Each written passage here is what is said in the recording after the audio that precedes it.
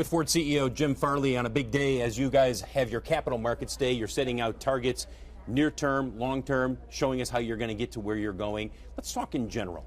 10% EBIT margin by 2026. And you believe that is a sustainable margin goal that you can hit, correct? Absolutely. You know, what makes Ford really different is our Pro business. You know, we have our electric vehicle business, our gas and hybrid business, but Pro is really unique. And people are just starting to get an insight, and they'll see a lot more today, about how profitable this commercial vehicle business is. It's really going to be a key driver for our profitability going forward. Software is at the heart of that, correct? It's no longer, I mean, for years, for 100 years, it's been the vehicle. Now it's not just the vehicle, it's the software. In a couple weeks, Phil, we're going to turn 120 years old, and we've never had the chance. We've always been stuck in an auto valuation box of high capital, you know, slivers of market share, fighting it out every day, a lot of susceptibility to economic downturns. And digitization of the product, especially our Pro product, it really changes a lot of that. We now have the chance to grow to almost 6 million vehicles, but most importantly, we can start to get attach rates for physical service like repair, and also the software revenue, which we now have in like 3 buckets. Is very clear, the software going to ship to vehicles. And we've never had that chance to have an annuity over the course of a whole economic down cycle. But you know, the skeptics out there will say this has long been the dream for all automakers. Software as a service, predictability for repairs, etc. Yes. And it hasn't been executed. How do you convince people that you can execute and you can make this a reality? Well, it's already happening for us at Pro. I mean, people haven't noticed, but when you look at a valuation of, let's say, John Deere, that's twice Ford Motor Company, they've taken software and physical service, integrated all for their commercial customers. It's the same playbook for us. You know, our software business has been growing 40 to 50% a quarter on Pro already, and our attach rates for physical service, repair, is already 30, 40%. And we're going to see that grow as we do predictive failure on the vehicles. We've never had that chance before. So in Ford's case, unlike a lot of other OEMs, it's actually already happening. You're talking about production with electric vehicles, including Pro, going up to 2 million by 2026. You've seen the analyst notes. There's more than a few who have said, this is crazy. You're going from 600,000 at the end of this year to 2 million by 26, and more than a few on Wall Street don't think you'll get there. Well, I would say for us at Ford, it's a little bit different. We're going into segments that we believe don't have as much competition, where Ford has a really good reputation. Lightning is a good example. We think about half of that 2 million will be incremental to the company. That's consistent with what we're seeing with Lightning. We're like 2 years into the Lightning launch. We're already, you know, we're still sold out for a year forward. So I don't think everyone's going to have full-size trucks. I don't think everyone's going to have electric commercial vans. I don't think people are going to have the same electric lineup we do.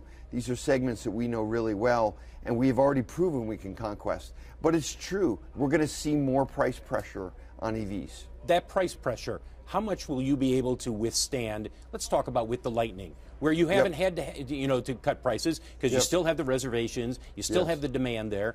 But you know that as the market fills out, that's not going to be the case. It isn't. I agree with you 100%. You know, we've had the Lightning market to ourselves for a couple years now. We expect price pressures as more companies have high volume EV pickups. It's going to take them a long time to ramp. You know, we've learned how hard it is to ramp these EVs, especially quality batteries. That's really the constraint in the end of the day. Not how much money you spend, how many plants you have, but actually getting the quality of the batteries at that level of production. I think we feel very confident because we have a track record with all 3 of our EVs of conquesting new customers. When you talk about batteries, the big concern that a lot of people have is the production and the supply chain, and whether or not there needs to be even more vertical integration. What do you think about that in terms of, as you look forward and say, when do we make a decision about becoming even more active, whether it's with lithium production, cobalt, whatever it might be in the future? Well, I think this is a new era of vertical integration. We're very much going back to what Henry Ford did in the 20s.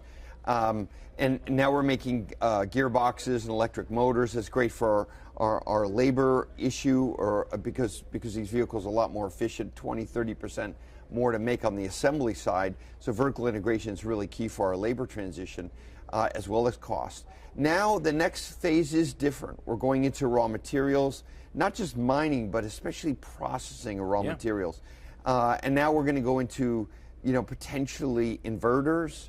There's a whole nother wave. Now, in terms of batteries, I think the jury's still out whether a company like Ford can add something new to battery production. We're going to be making probably America's most affordable battery here in Michigan with LFP technology, our plan, our people. So that'll be a big experiment. But personally, I'm not sure, even though we will be making batteries at Ford, I'm not sure that is going to be a difference maker long term. But as you add more vertical integration over the next several years, is that factored into you saying we can hit 10% EBIT margins and 8% for EVs by 26? Yes, it's a very important point. We've learned to make a profitable EV, you have to completely redesign the vehicle. So our second gen products now that are in the oven getting baked look, feel totally different than our first gen when you pull off the body and look at how they're engineered. And vertical integration is critical. We're eliminating that margin we send to a tier one supplier. We know how to make the battery more efficient, actually, because we have to manufacture it. I want to talk about the legacy business for a little bit. You talked about being in a box in terms of valuation. How do you feel about where we are in terms of pricing with these vehicles, whether it's the traditional F-150 or any of your other models that are out there? Well, Ford's a bit of a unicorn. We have all this new product.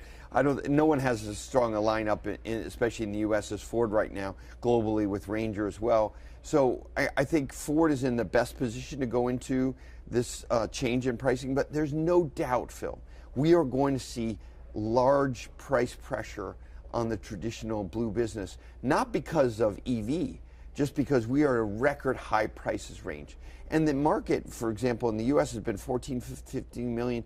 That's normally way higher than that, like 17 million. So as the inventories return, you're starting to see on dealer grosses now, and to that 17 million SAR, we're definitely going to see prices come down. When you say come down, are we talking 10%, 15%? What do you think for the industry? No, not that high, but we'll return to like discounting that we saw 2-3 years ago, which would be 5 to 10%, depending on the segment. And we're already seeing it for certain vehicle makers who have really old product. They're having to do that as their discount as their inventories grow. So I think we've included in our plan more aggressive pricing from our competitors. Now again, we're unusual, and that's probably our upside because of our fresh lineup. We have revenue power that others don't. One last question. 2 quarters ago, back in January, in fact, when you guys missed, you said, this is it. Things will change. I guarantee things will change. Do you feel like you've gotten over the big challenge in making those changes? It's an everyday opportunity for Ford to change the company, but a new culture is seeding here in the company that I haven't seen before. One that's really about focus and accountability, about getting to world-class quality, about getting the cost out of our business. That execution is really a culture shift at the company, and I'm starting to see really positive signs, and that's what you saw in our first quarter. But this is something that we have to prove every day. And now you've got to prove it to the investors. Yes. Who continue to be skeptical. And that's great because we see that as upside, and we see that Ford Pro, which will basically double in profit this year, is going to be the proof point for us this year. Jim Farley, CEO of the Ford Motor Company, right before the Ford Capital Markets Day here in Dearborn, Michigan.